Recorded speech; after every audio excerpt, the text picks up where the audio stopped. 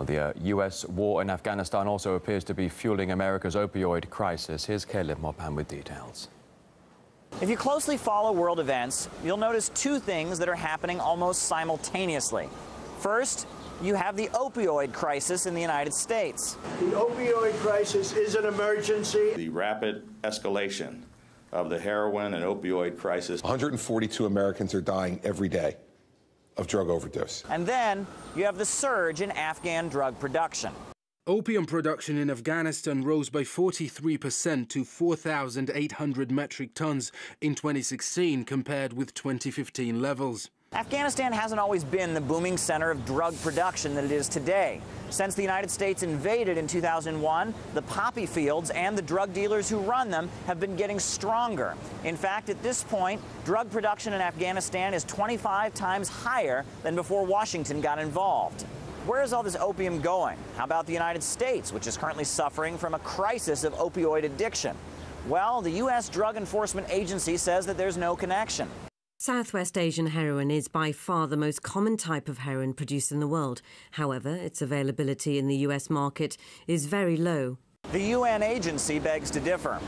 In different parts of the United States, there has been a resurgence in the consumption of heroin, and Afghanistan is now producing huge quantities. We know a great deal of heroin currently comes from Mexico, but now Afghanistan is looking at the U.S. for the distribution and consumption of its heroin. Now, the U.S. Special Inspector for Afghanistan says that opioids from Afghanistan are coming to the U.S. via Canada. The U.S. Department of Homeland Security currently lists the flow of illicit drugs as the greatest threat on the northern border. So the next time you hear U.S. officials decrying the opioid crisis plaguing the nation and you see images like this, you might also want to keep images like this in mind. Caleb Maupin, RT, New York. The managing editor of news site Veterans Today, Jim Dean, says the war on terror is simply putting money into the pockets of U.S. intelligence agencies and politicians.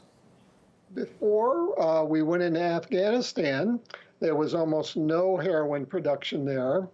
And then, of course, after we went in, it miraculously began to skyrocket because the northern warlords went back into growing opium to fund the war and also to enrich themselves. Later, that the U.S. contractors, the people who were involved in doing a lot of the air flights in and out of the country, began shipping drugs out. Later, we found out that a lot of the increase in heroin production was being officially done and the money going in the pockets, eventually ending up in political campaigns in the U.S.